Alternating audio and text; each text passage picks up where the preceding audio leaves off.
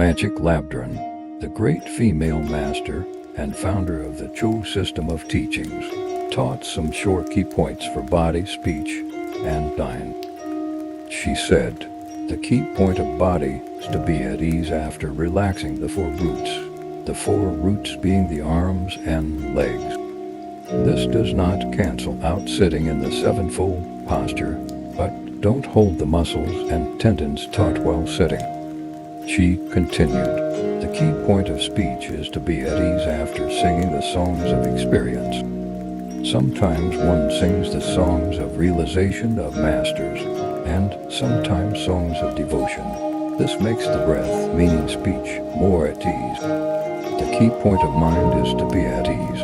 The ideas and concepts should not be focused on or held, but just allowed to fade, collapse, and dissolve.